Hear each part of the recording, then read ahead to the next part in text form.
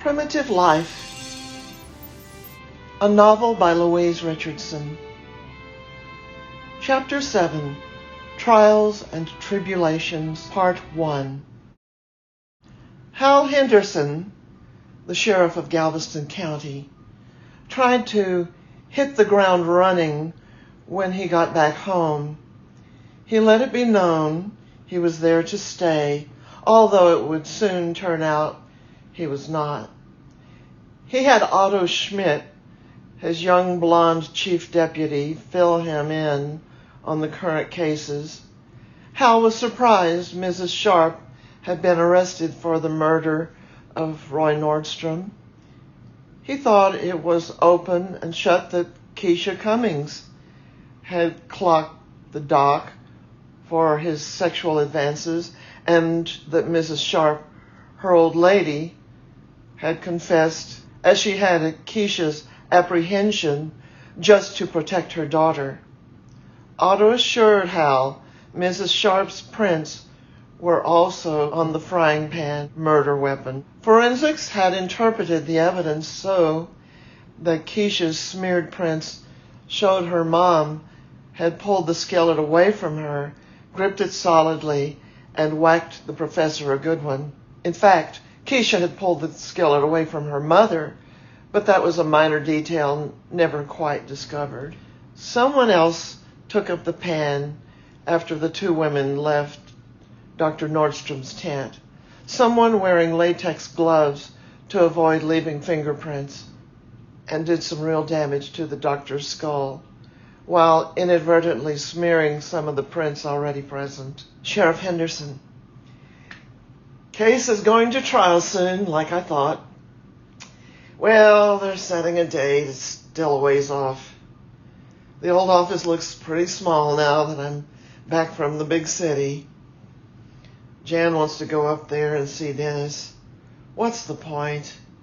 There's nothing she can do. He's got to learn to live without his left leg. He's got friends to help him out, put him up for a while. Probably get some sort of New York welfare to help him get by. He'll do okay. Yeah, he was damaged goods anyway. What kind of life is that? That faggot shit. What's one leg less to him? It's not like he had any real future anyway. He can't come home, so New York can have him. Trial's a no-brainer, case closed. I knew Otto and the guys could take care of things while I was gone. The sheriff's office is out of it soon. We'll go on to other cases. Better catch up on what all I missed. Don't want these green kid deputies to think they can get along without me. Don't want the voters to think I abandoned them for Yankee land.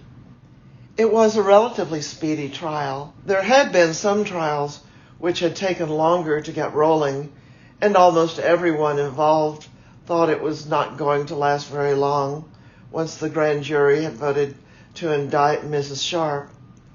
It was also common wisdom that she would get off on a lesser charge than first-degree murder.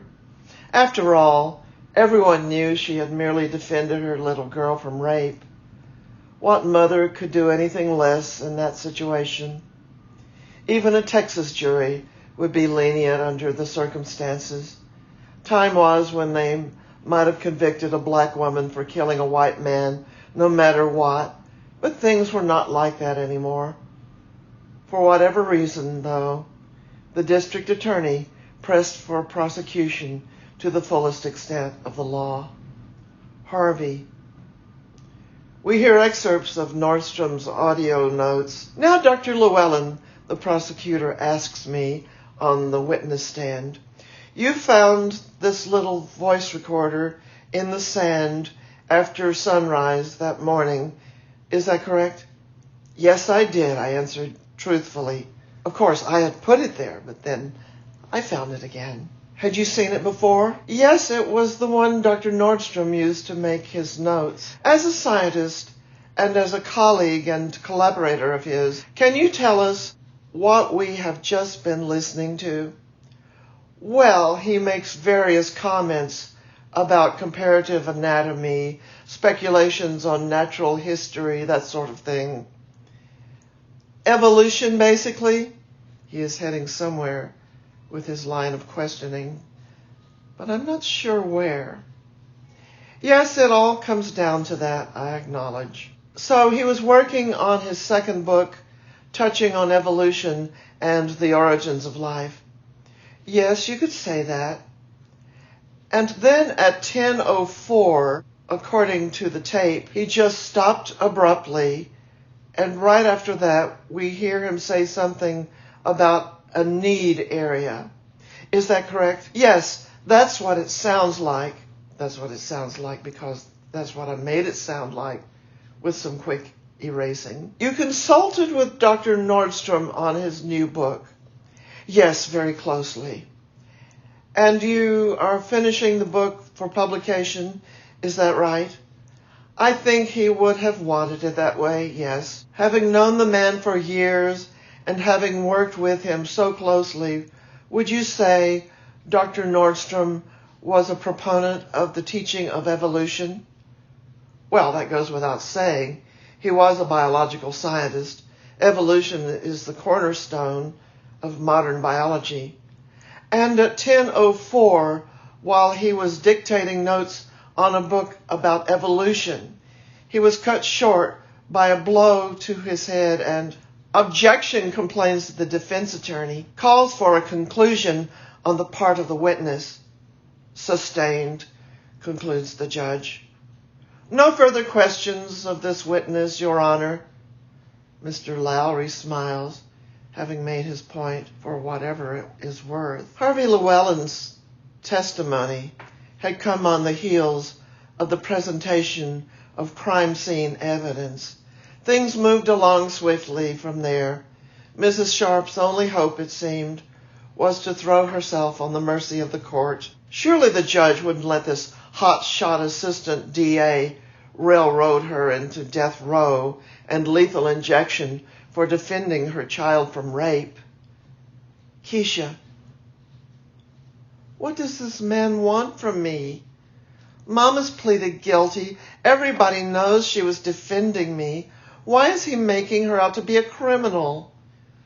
She didn't mean to kill Dr. N with that frying pan. Then they had to go and get a brother to prosecute the black lady, and he wants to show how smooth he is.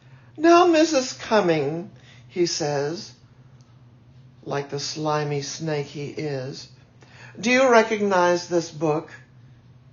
Yes, it's Dr. Nordstrom's book, I say, thinking it's a trap of some kind. This particular book, Ms. Cumming, here, take a look at it. He hands it to me. It's my copy. Dr. Nordstrom autographed it to me.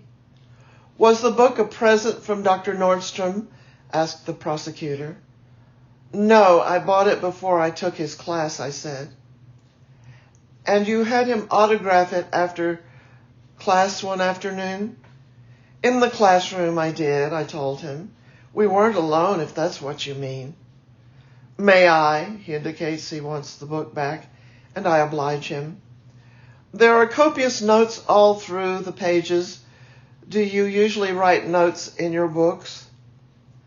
No, but it's my book. I can write in it if I want. Of course you can. Did you? He asked.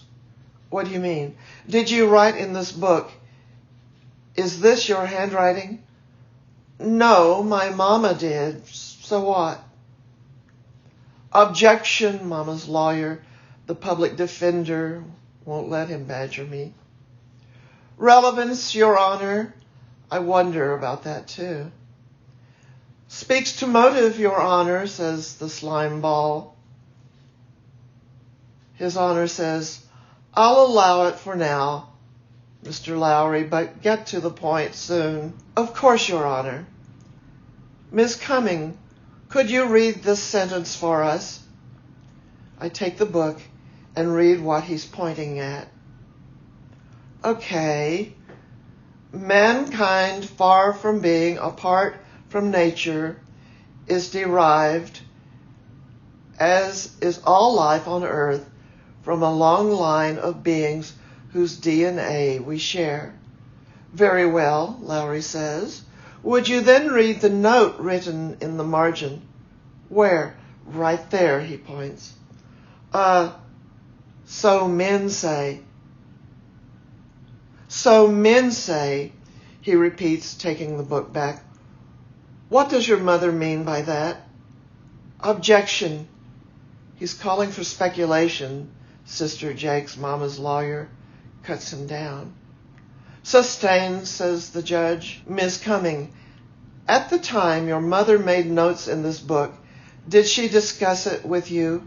Yes, I told her it was my book, and she should write in her own books and leave mine alone. I say, but I shouldn't fuss at Mama here. So I add, but that's Mama's way. That's how she learned so much all her life, by reading and rereading and making notes and asking questions. She's a better student than me, so I guess she knows what she's doing. Is your mother a religious woman? Relevance, Your Honor. Sister Jakes is making her salary today. Mr. Lowry, are you trying the court's patience? The judge warns him. Your Honor, Mr. Lowry says, I'm trying to demonstrate that the defendant had antipathy toward the decedent on religious grounds long before the incident which took his life. Make your case and do it quickly, orders the judge. Thank you, Your Honor. Miss Cumming, is your mother a religious woman? Yes, she is, I say defiantly. What about it? Does she ever discuss religious matters with you? We go to church and talk about the sermon later, I say.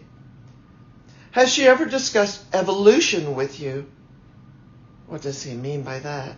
Yes, I answer quietly. Could you speak up, please? He badgers. Yes. What did she think of it? Of what? I don't like what's happening. Evolution. Did she have any opinions about it? She said it was the devil's religion. There, I said it. But it makes Mama sound crazy. If she felt that way, why did she sign up for biology classes? I guess you'd have to ask her that. If I get a chance, I will. Thank you, Miss Cumming. I'm off the hook, but what did this man make me say? He's getting at something. Who knows what? Primitive Life, a novel by Louise Richardson. Chapter 7, Trials and Tribulations. End of Part 1.